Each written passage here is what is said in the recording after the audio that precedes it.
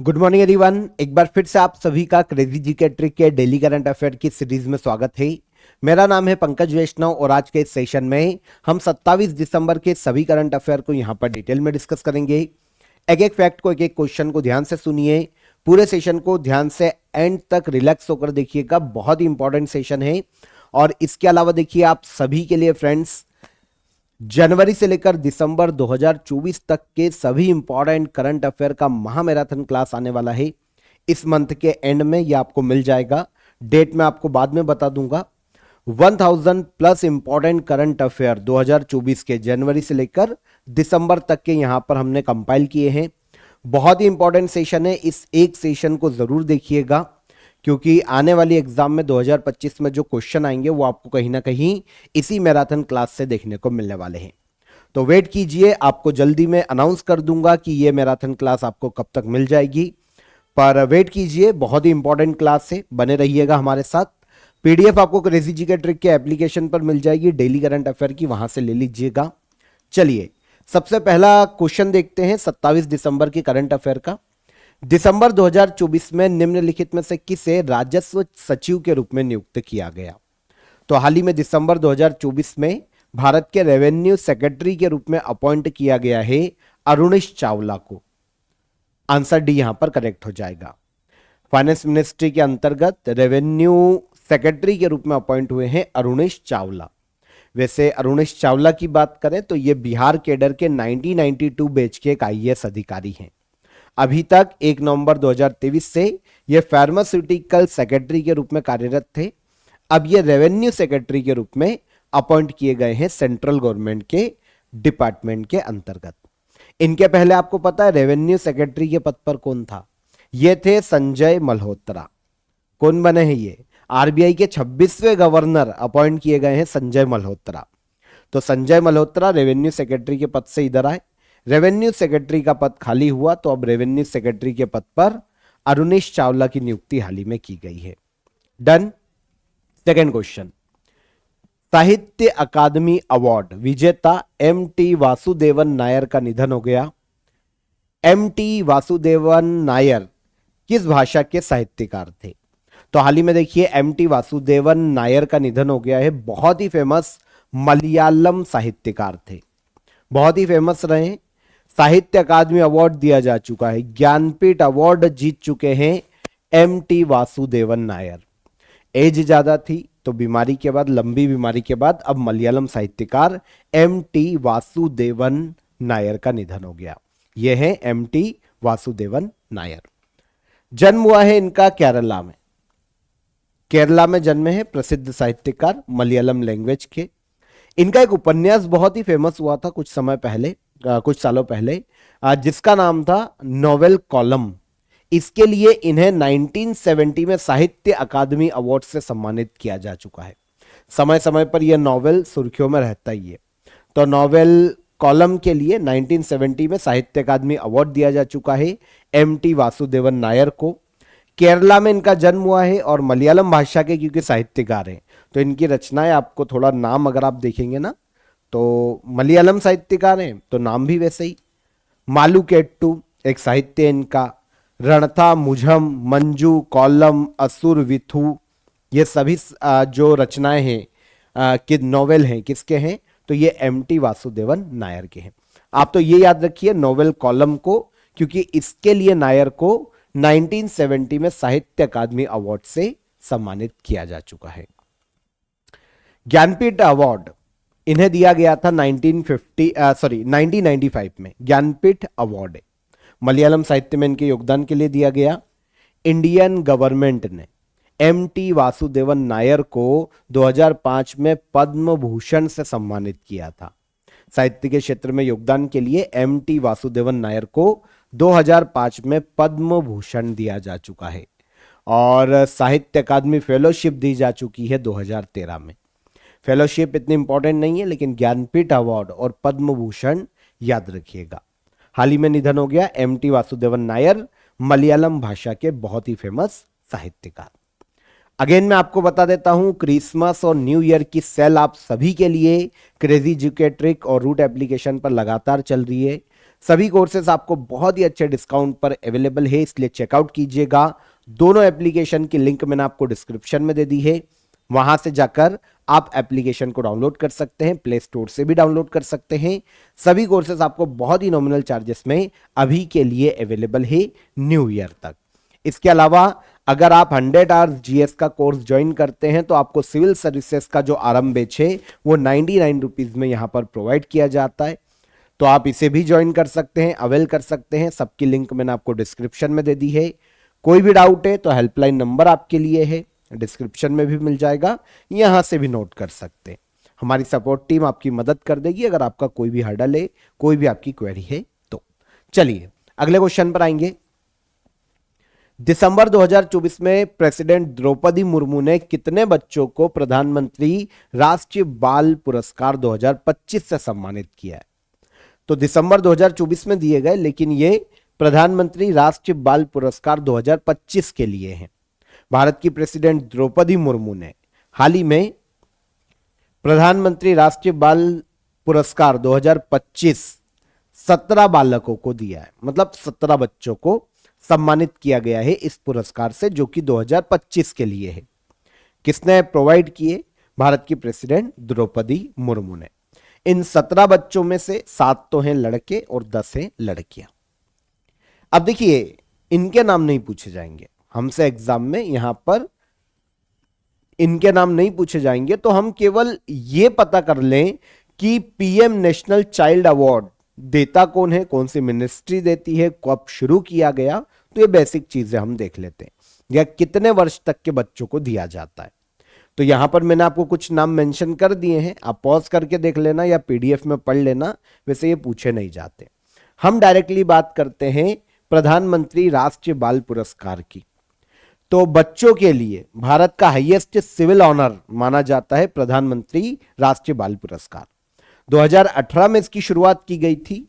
5 से लेकर 18 वर्ष तक के जो बच्चे हैं उनको 7 अलग अलग क्राइटेरिया के आधार पर यह पुरस्कार दिया जाता है। 7 अलग अलग कैटेगरीज में ये अवार्ड दिए जाते हैं। कौन कौन सी?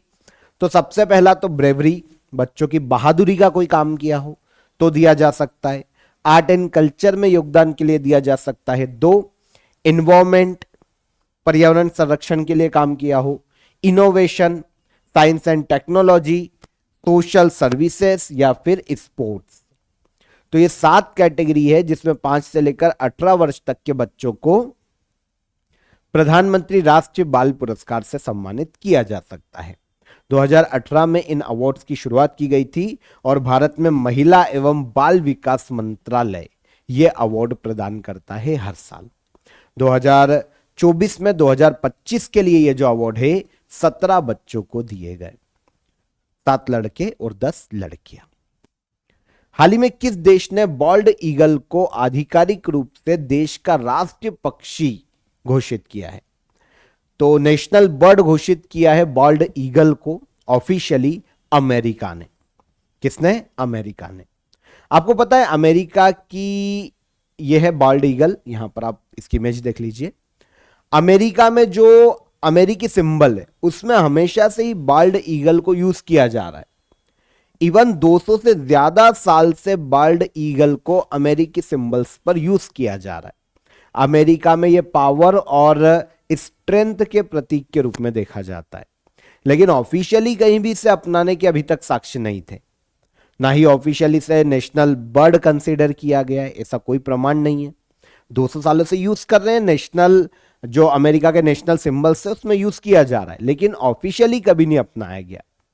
अब अमेरिका की जो पार्लियामेंट थी, उन्होंने, जिसे कांग्रेस कहा जाता है, अमेरिका की पार्लियामेंट को कांग्रेस कहा जाता है, उसने एक प्रस्ताव पास करके जो बाइडेन के पास भेजा था और जो बाइडेन ने उस पर साइन कर दिए, और जो बाइडेन के साइन करते ही ऑफिशियली अब जो बॉल्ड ईगल है वो अमेरिका का नेशनल बर्ड बन गया है। 240 से अधिक सालों से अमेरिका में पावर और स्ट्रेंथ के प्रतीक के रूप में जो नेशनल सिंबल्स है उन पर यूज किया जा रहा था बॉल्ड ईगल के चित्र का, लेकिन अब ऑफिशियली नेशनल बर्ड बनाया है इसे किसने? अमेरिका ने। भारत में वीर बाल दिवस कब मनाया जाता है? भारत में वीर बाल दिवस हर साल मनाया जाता है 26 दिसंबर को वीर बाल दिवस। पहला क्वेश्चन आ चुका है एनडीए की एग्जाम में, ये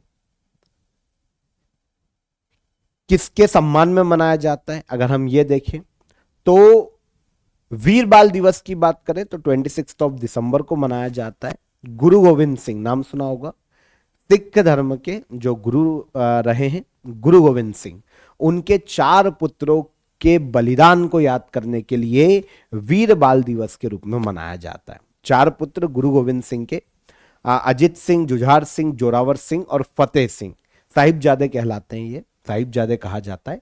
तो अजित सिंह, जुझार सिंह, जोरावर सिंह और फतेह सिंह, इनके बलिदान को याद करने के लिए, इनकी बहादुरी का सम्मान करने के लिए वीर बाल दिवस के रूप में मनाया जाता है 26 दिसंबर को। आपको पता होना चाहिए कि गुरु गोविंद सिंह के जो 2 छोटे बेटे थे, जोरावर सिंह और फतेह सिंह, एक की एज थी 9 साल, एक की 7 साल, इनको मुगलों के द्वारा धर्म परिवर्तन न अपनाने के लिए दीवार में चुनवा दिया गया था। सुना होगा आपने, हमेशा ये स्टोरी बहुत ही सभी लोगों को पता है नॉर्मली। तो चारों जो गुरु गोविंद सिंह के पुत्र थे, इनके बलिदान को याद करने के लिए वीर बाल दिवस के रूप में मनाया जाता है। सबसे पहली बार भारत के पीएम नरेंद्र मोदी ने 2022 में इस डे को मनाए जाने की घोषणा की थी और 2022 से हर साल, मतलब ये तीसरी बार मनाया जा रहा है, 2022, 23 और 24 वीर बाल दिवस।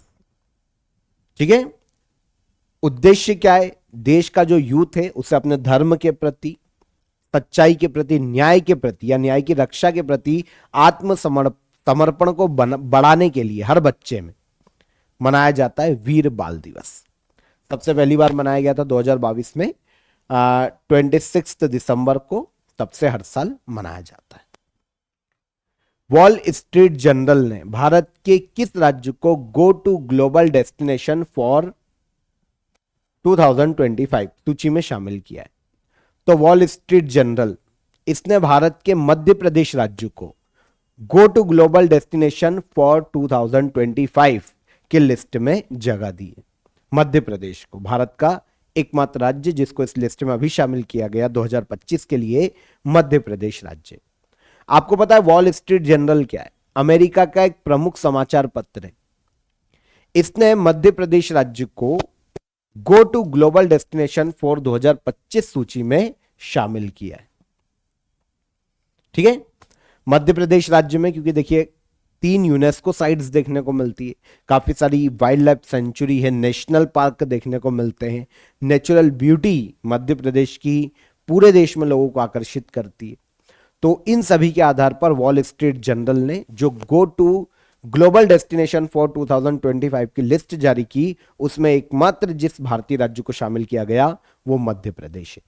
मध्य प्रदेश में आपको पता होना चाहिए 3 यूनेस्को वर्ल्ड हेरिटेज है, एक सांची, खजुराहो और भीमबेटका। इसमें से अगर हम खजुराहो की बात करते तो 1986 में खजुराहो को यूनेस्को वर्ल्ड हेरिटेज में शामिल किया गया था। सांची की बात करें तो 1989 में और भीमबेटका 2003 में। ये 3 यूनेस्को वर्ल्ड हेरिटेज साइट है एमपी में। नेशनल पार्क है 11, 8 टाइगर रिजर्व है, सेंचुरीज है दुनिया भर की। तो मध्य प्रदेश पर्यटन की दृष्टि से बहुत ही एक उन्नत स्टेट माना जा सकता है, इसीलिए वॉल स्ट्रीट जर्नल ने go to global destination for 2025 की लिस्ट में मध्य प्रदेश राज्य को रखा है। दिसंबर 2024 में किस मिनिस्ट्री ने राष्ट्रीय पर्व वेबसाइट और मोबाइल एप्लीकेशन का शुभारंभ किया? राष्ट्रीय पर्व वेबसाइट और मोबाइल एप्लीकेशन, इसका शुभारंभ किया है हाल ही में भारत की जो डिफेंस मिनिस्ट्री है इसने। उद्देश्य क्या है? तो देखिए, भारत के वर्तमान में जो डिफेंस सेक्रेटरी है राजेश सिंह, इन्होंने राष्ट्रीय पर्व वेबसाइट और मोबाइल एप्लीकेशन को हाल ही में लॉन्च किया है। आंसर ले लिया हमने, रक्षा मंत्रालय। ठीक है, अब भारत में रिपब्लिक डे, इंडिपेंडेंस डे या फिर ऐसे जितने भी आयोजन होंगे, उन सभी की इंफॉर्मेशन राष्ट्रीय पर्व वेबसाइट और मोबाइल एप्लीकेशन पर अवेलेबल होगी। नेशनल प्रोग्राम्स जितने भी आयोजित किए जाएंगे उनकी जानकारी यहां पर मिल जाएगी। फॉर एग्जांपल, जो रिपब्लिक डे होने वाला है उस परेड में कैसे शामिल हो सकते हैं, सीटिंग अरेंजमेंट कैसा रहेगा, टिकट बुकिंग कैसे की जा सकती है, रूट कैसा रहेगा, ये सारी जानकारी राष्ट्रव्यापी एप्लीकेशन और वेबसाइट पर अवेलेबल हो जाएगी। तो राष्ट्र पर्व वेबसाइट और मोबाइल एप्लीकेशन, तो राष्ट्र पर्व एप्लीकेशन और मोबाइल एप्लीकेशन और वेबसाइट को किसने लॉन्च किया है? तो इसे लॉन्च किया है हाल ही में भारत की डिफेंस मिनिस्ट्री ने। ठीक है, सारे जितने भी प्रोग्राम्स आयोजित किए जाएंगे गवर्नमेंट के, उनकी इंफॉर्मेशन यहां पर मिल जाएगी। चर्चा में रही स्वामित्व योजना कब शुरू की गई थी? तो स्वामित्व योजना को इंडियन गवर्नमेंट ने शुरू किया था अप्रैल 2020 में। स्वामित्व योजना है क्या, योजना क्या, यह अभी सुर्खियों में क्यों? तो देखिए, भारत के पीएम नरेंद्र मोदी ने 27 दिसंबर को स्वामित्व योजना के अंतर्गत 56 लाख से ज्यादा परिसंपत्ति कार्ड वितरित करने की घोषणा की थी। तो आज ये सभी 56 लाख परिसंपत्ति कार्ड वितरित किए जाएंगे भारत के पीएम नरेंद्र मोदी के द्वारा। देखिए, छत्तीसगढ़, गुजरात, हिमाचल प्रदेश, इन सभी जो राज्य और यूनियन टेरिटरी है, जो कि यहां पर मेंशन कर दी है मैंने, वहां पर 50,000 गांवों के 58 लाख संपत्तियों के मालिकों को संपत्ति कार्ड दिए जाने वाले हैं। 58 लाख लोगों को, संपत्ति के मालिकों को संपत्ति कार्ड दिए जाएंगे। किस योजना के तहत? स्वामित्व योजना के तहत। सर समझ नहीं आया, इसके लिए समझो स्वामित्व योजना क्या है, तब आपको यह समझ में आ जाएगा कि यह संपत्ति कार्ड क्या है। देखो, इंडियन गवर्नमेंट ने अप्रैल 2020 में इस योजना को शुरू किया था। खासकर उन गांवों के लिए यह बहुत ही प्रॉफिट करती है योजना जहां पर भूमि के जो स्वामी है ना, उनका कोई स्पष्ट रिकॉर्ड नहीं है। ग्रामीण क्षेत्रों में होता ही है ना, प्राचीन काल से चले आ रहे हैं, बट ट्रांसफर हुए जारी, ना कोई पट्टा है ना कोई रजिस्ट्री है। तो ऐसे गांव जहां पर भूमि के स्वामित्व का कोई स्पष्ट रिकॉर्ड नहीं है, तो वहां के ग्रामीण जो जमीन पे रह रहे हैं, वो तो भाई भ्रम में ही है कि हमारी भूमि है, लेकिन उनका कोई रिकॉर्ड नहीं है। तो ऐसे किसानों को फायदा पहुंचाने के लिए और उनकी भूमि उनके नाम पे करने के लिए एक योजना लाई गई थी, स्वामित्व स्कीम। कब? अप्रैल 2020 में। अप्रैल 2020 में से शुरू किया गया था, एक इनिशिएटिव है। उद्देश्य क्या है? ग्रामीण इलाकों में संपत्ति के अधिकारों को स्पष्ट करना, ड्रोन से प्रॉपर मैपिंग करना, एक एरिया का मानचित्र तैयार करना, जिनकी जमीन है उन लोगों को वो जमीन अलॉट करना। तो भाई वो जमीन पर रह रहे हैं, लेकिन उनके पास अलॉटमेंट लेटर नहीं है, उनके पास उसका भूमि का स्वामित्व का कोई कागज नहीं है। तो वही तो दिया गया है संपत्ति के मालिकों को संपत्ति कार्ड, कि वो जमीन आपकी।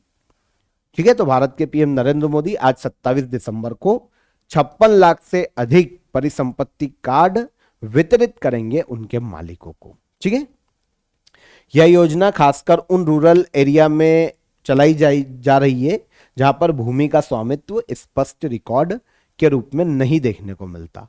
तो किसानों को लाभ होगा, ग्रामीण भारत को आत्मनिर्भर बनाया जा सकेगा और ग्रामीणों को उनके घर या संपत्ति का अधिकार दिलवाना मुख्य उद्देश्य है स्वामित्व योजना का।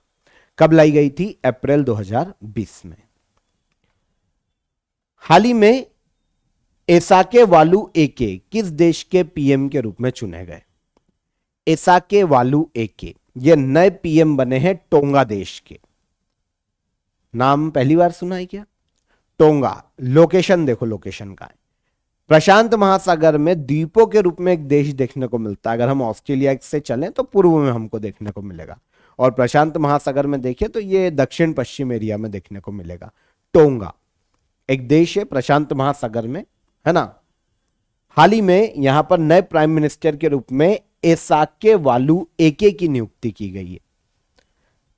फरवरी 2025 में ये अपने प्रधानमंत्री का पद संभालेंगे और ज्यादा लंबा इनका कार्यकाल रहेगा नहीं, क्योंकि नवंबर 2025 में इलेक्शन होने हैं वापस।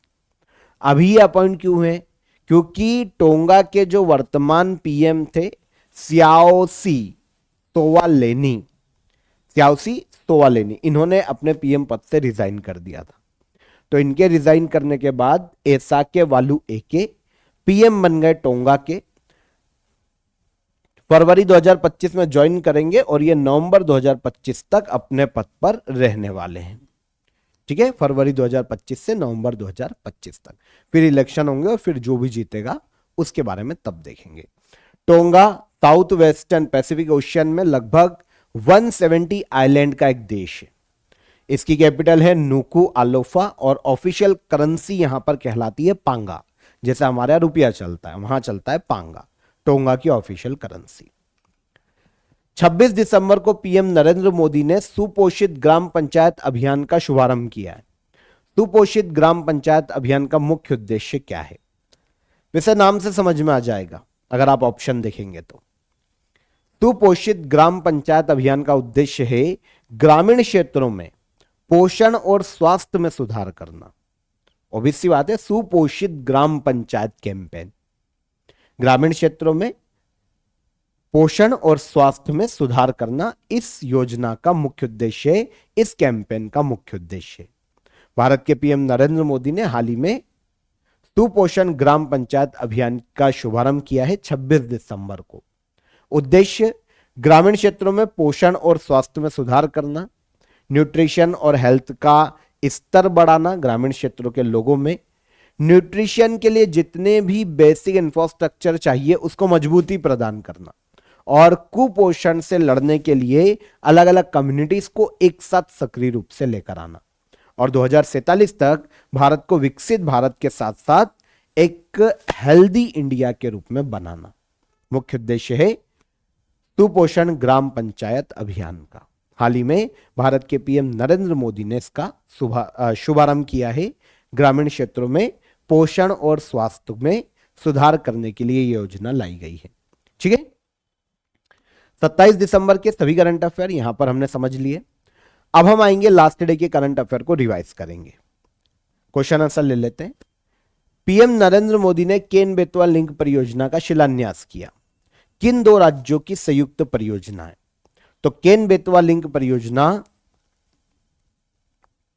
एमपी और यूपी की संयुक्त परियोजना है, मध्य प्रदेश और उत्तर प्रदेश। दिसंबर 2024 में बिहार का राज्यपाल किसे नियुक्त किया गया? दिसंबर 2024 में बिहार के नए राज्यपाल बने हैं आरिफ मोहम्मद खान, जो कि इसके पहले केरल राज्य के गवर्नर के पद पर थे। 25 दिसंबर को भारत में गुड गवर्नेंस डे किसके जन्म दिवस के रूप में मनाया जाता है? तो Atal Bihari Vajpayee, good governance day. देश का पहला डिजिटल म्यूजियम अभय प्रभावना किस राज्य में स्थापित किया गया? तो यह स्थापित किया गया महाराष्ट्र राज्य में। महाराष्ट्र, क्या नाम है? अभय प्रभावना।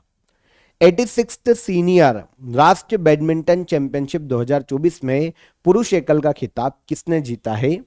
एम रघु। दिसंबर 2024 में जस्टिस गुहानाथन नरेंद्रन को किस राज्य का मुख्य न्यायाधीश नियुक्त किया गया? तो ये मुख्य न्यायाधीश बने हैं उत्तराखंड राज्य के। भारत के किस नोबेल पुरस्कार विजेता द्वारा बुक छौक on food economics and society लिखी गई है? तो इसे लिखा है अभिजीत बनर्जी। 2019 में इकोनॉमिक्स का नोबेल दिया जा चुका है। विमेंस कबड्डी वर्ल्ड कप 2025 का आयोजन भारत के किस राज्य में किया जाएगा? तो यह आयोजित किया जाएगा भारत के बिहार राज्य में।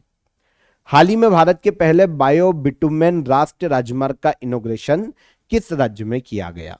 तो भारत के पहले बायो बिटुमेन नेशनल हाईवे का इनॉग्रेशन किया गया महाराष्ट्र राज्य में। दिसंबर 2024 में रक्षा मंत्रालय ने किस कंपनी के साथ K9 वज्र टी स्वचालित ट्रैक्ड तोपखाने के लिए समझौता किया है? तो यह समझौता हुआ है लार्सन एंड टर्बो लिमिटेड के साथ। Answer A. ये सारे क्वेश्चन लास्ट डे के सेशन में हमने डिटेल में समझे थे। अब हम आ जाते हैं यहां पर, हम लास्ट डे के क्वेश्चन ऑफ द डे का आंसर ले लेते हैं। 58वें ज्ञानपीठ अवार्ड किसे प्रदान किया गया? तो आपको पता होना चाहिए दो लोगों को 58वां ज्ञानपीठ अवार्ड दिया गया था। एक है गुलजार और एक है जगत गुरु रामभद्राचार्य जी। किस फीमेल फुटबॉलर को बेलेंडी और अवार्ड 2024 दिया गया?